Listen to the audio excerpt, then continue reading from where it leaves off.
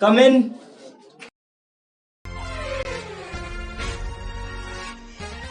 हमारा एक केस लोगे? क्या केस है तुम लोगों का? हम सब पार्क में क्रिकेट खेल रहे थे, तभी हमें प्यास लगी। हम सब पानी पीने गए और आकर देखा कि हमारा बॉल और बैट गायब है। ये केस नहीं ले सकते, चलो निकलो यहाँ से। पैसे दूंगा फिर भी नहीं करोगे? ऐसे फालतू केस के लिए डिटेक्टिव करण अर्जुन अवेलेबल नहीं है, तुम लोग जा सकते हो। अरे सर पागल हो क्या? वैसे ही 3 महीने से कोई केस नहीं मिला, यहाँ पे बैठ के मक्खी मार रहे हैं। फालतू का एटीट्यूड मत दिखाओ, वरना यहाँ का रेंट कैसे भरोगे? ये आखिरी बार ले रहे तुम लोगों का केस, आगे से ऐसा फालतू केस लेकर मत आना।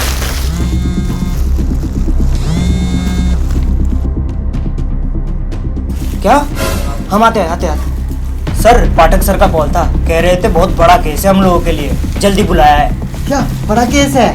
एक मिनट, पहले इनका केस सॉल्व कर लो। चलो।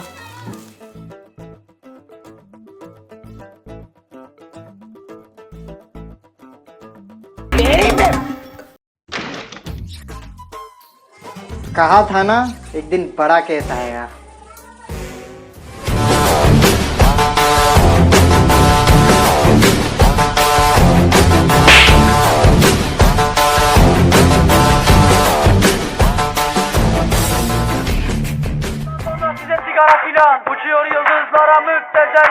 Harmanım, baba nerede çarşafım? Gördüğüm bu paketler benim dermanım. Hoppa yavaşça açıldı fermanım. Sakın kaçma buraya gel la kezbanım. Adana çocuğu aga şer.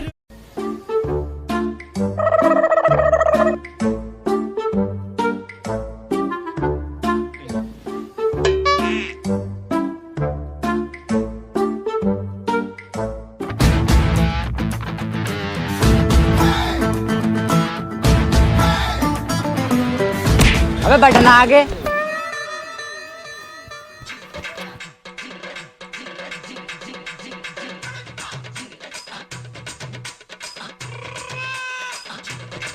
भाई साहब, शायद आपको पता नहीं हम कौन है। अबे निकलना। अबे अंधा है क्या साले? तुझे पता है ये कौन है? ये बहुत बड़े। आपके शर्ट का बटन बता रहा है कि आप घर से बहुत जल्दी में निकले हो। बिखरे बाल और शर्ट पर सिलवटें बता रही है कि बीवी के हाथों कुटाई हुई है। बार बार आपका घड़ी देखना बता रहा है कि आप मीटिंग के लिए लेट हो चुके हो। और बैग से झांकता हुआ शर्ट बता रहा है कि मीटिंग किसी स्पेशल इंसान के साथ है।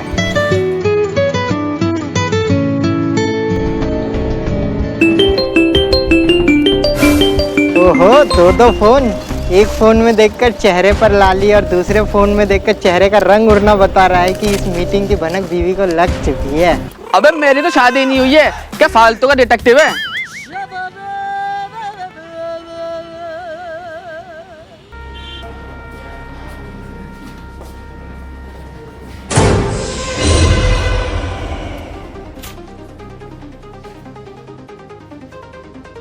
सर क्या है वो बड़ा केस? यही है वो केस। अरे भैया, अरे सर, ये तो लाश है।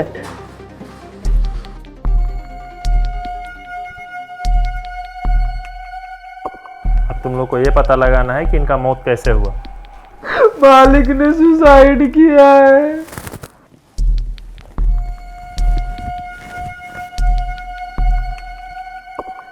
तुम्हें कैसे पता इन्होंने सुसाइड किया है? तुमने देखा है? कुछ दिनों से मालिक बहुत गुमसुम रहने लगे थे, किसी से बात भी नहीं करते थे। अपने आप को कमरे में बंद कर रखा था और खाना पीना सब छोड़ दिया था। आज अचानक पटाखे की आवाज आई, मैं भागकर मालिक की तरफ आया और देखा मालिक ने सुसाइड कर लिया और मैंने पुलिस को बुला लिया।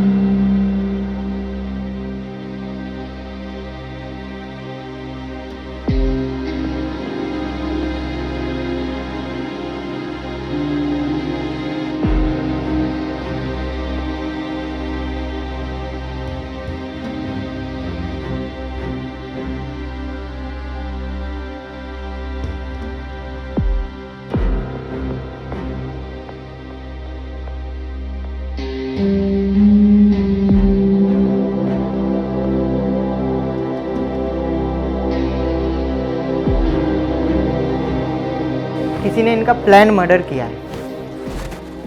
आपको कैसे पता सर? टेबल पर रखी सुसाइड नोट देखो, उसकी हैंडराइटिंग और बाकी नोटबुक्स की हैंडराइटिंग अलग है। पॉइंट नंबर 2, उनके हाथ पर रखी बंदूक को देखो।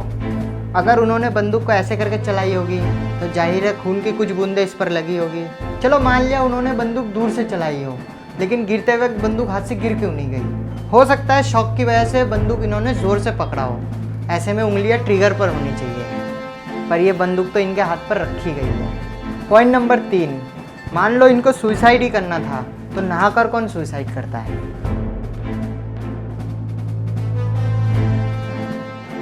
हाँ सर, इनमें से साबुन की खुशबू आ रही है। तो अब समझे अर्जुन, ये गन, ये सुसाइड नोट और हैंडराइटिंग यहाँ पर रखे गए हैं जिससे कि सुसाइड लगे। This is not a suicide, it's a cold blooded murder. वाह सर, क्या दिमाग पाया है। अच्छा, तो इस घर में कौन कौन रहता है? घर में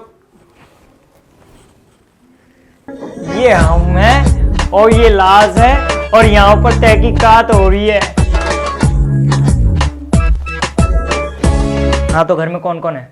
इस घर में मैं और मालिक ही रहते हैं। और कोई नहीं रहता? 1.5-2 महीने पहले छोटे मालिक भी साथ रहते थे। छोटे मालिक? हाँ, मालिक के इकलौते बेटे। तो वो यहाँ पे अब क्यों नहीं रहते? वो 2 महीने पहले मालिक और छोटे मालिक का बहुत बड़ा झगड़ा हुआ था किसी वजह से। तो झगड़े की क्या वजह रही होगी? साहब उतना तो पता नहीं, लेकिन आपस में झगड़ रहे थे और छोटे मालिक ने झटके से दरवाजा खोला और अपना सामान लेकर यहाँ से चले गए। और तब से बड़े मालिक गुमसुम रहने लगे, खुद को कमरे में बंद कर लिया और किसी से मिलते भी नहीं थे, और आज ये सब हो गया। पिताजी, पिताजी, पिताजी।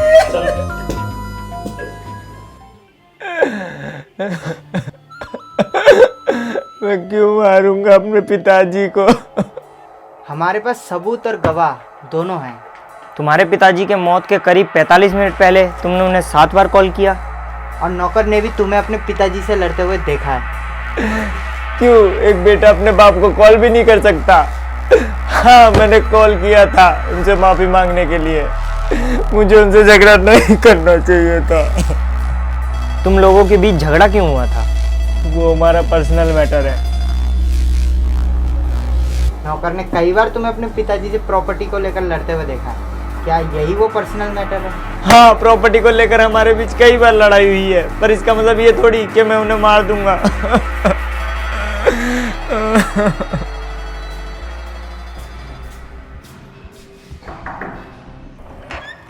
जी कहिए।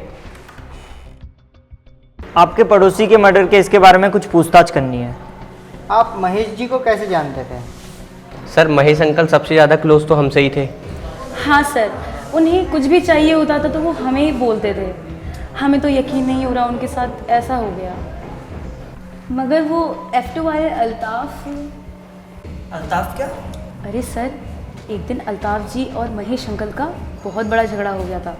अल्ताफ़ ने तो महेश अंकल को जान से मारने तक की धमकी दी थी। चलिए ठीक है।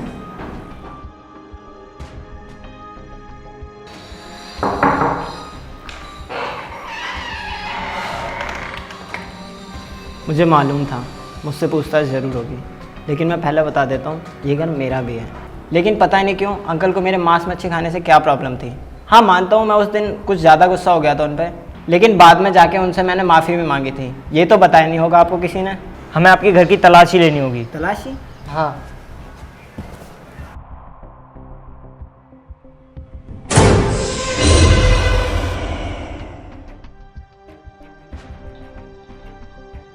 उस दिन प्रॉपर्टी को लेकर दोनों बाप बेटे में झगड़ा हुआ। बेटे ने प्रॉपर्टी मांगी पर बाप ने देने से मना कर दिया। फिर वो गुस्से में घर छोड़ के चला गया। मौत वाले दिन प्रॉपर्टी अपने नाम करने कहा तो पिता ने साफ मना कर दिया। तो बेटे ने सोचा उनके जीते जी तो प्रॉपर्टी मिलेगी नहीं, तो एक दिन छुपके से घर गया और अपने पिता को गोली मार दिया। गोली मारने के बाद वो डर गया और कमरे की सारी चीज़ें ऐसे रखी जैसे कि वो मर्डर नहीं सुसाइड लगे, और वो वहाँ से चला गया। और सबके आने के बाद वो आया।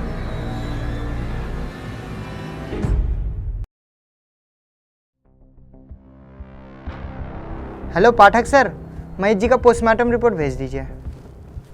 अर्जुन, सबको बुलाओ, खूनी का पता लग चुका है।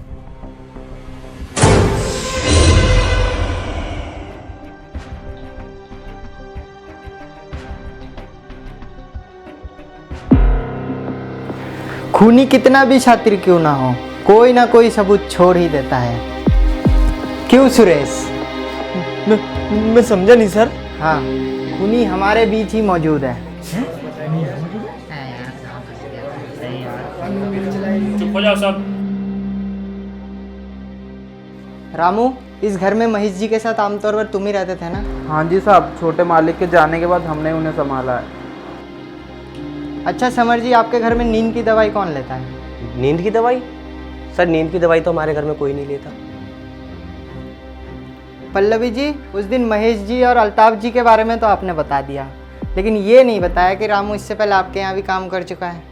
वो तो उस दिन जब अल्ताफ के घर की तलाशी ले रहा था तब उसने मुझे बताया कि महेश जी के यहाँ काम करने से पहले रामू आपके यहाँ काम करता था। उस बीच आपके और रामू के बीच अफेयर शुरू हुआ और समर को ये बात पता लगने पर आप और समर दोनों अलग हो गए। 1 साल मायके में रहने के बाद आपके बहुत रिक्वेस्ट करने पर समर जी अपने पास वापस ले आए, लेकिन अब फिर भी रामू से मिलती रही। मुझे आपके घर के बाहर डस्टबिन में नींद की दवाई मिली थी।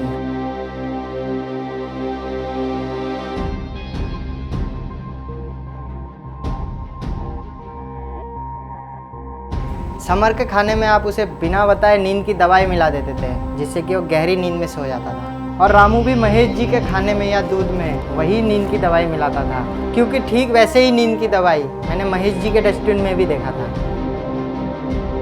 और इस तरह रोज़ रात को आप दोनों इस घर में मिलते थे और सुबह होते ही अपने घर वापस आ जाते थे। लेकिन मर्डर वाले दिन महेश जी ने किसी वजह से वो नींद की दवाई मिला हुआ दूध नहीं पिया और उन्होंने तुम दोनों को मिलते हुए देख लिया और तुम लोगों ने उनका मर्डर कर दिया। बट सर, उस दिन महेश जी ने दवाई मिला हुआ दूध नहीं पिया था, इतना श्योर कैसे हो? क्योंकि अर्जुन, महेश जी के पोस्टमार्टम रिपोर्ट में नींद की दवाई के कोई भी ट्रेसेस नहीं मिले। अब पल्लवी जी, आप बताएंगे कि हम अपने तरीके से बुलवाएं। उस दिन भी मैं रोज़ की तरह समर के सोने के बाद रामू के पास आ गई। रामू भी रोज़ की तरह महेश जी को दूध का गिलास देकर आ गया। हमें नहीं पता था कि वो उस दिन दूध नहीं पिएंगे और वो अचानक हमारे सामने आ गए।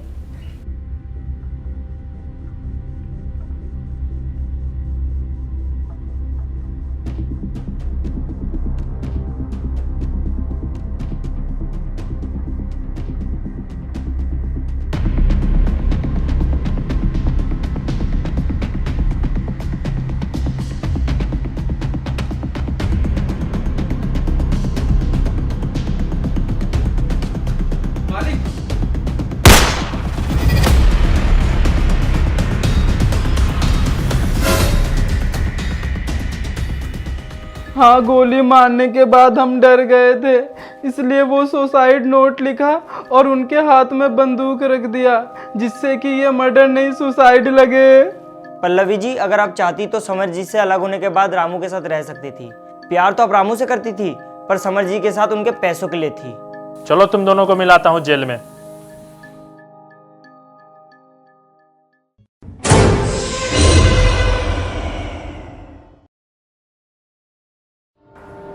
अबे साले, तू बार बार मेरी तरफ ही कैमरा क्यों घुमाता है?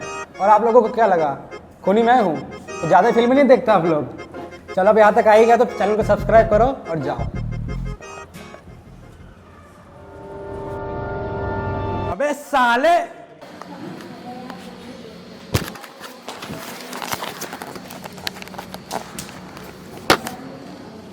रुको रुको रुको रुको रुको रुको। जाते जाते भाइयों का चैनल भी सब्सक्राइब कर देना। क्लिक जोन ब्लॉग्स, लिंक नीचे डिस्क्रिप्शन में है। भाई लोग बहुत अच्छी वीडियोस बनाते हैं, तो एक बार चेक जरूर करना। Thank you.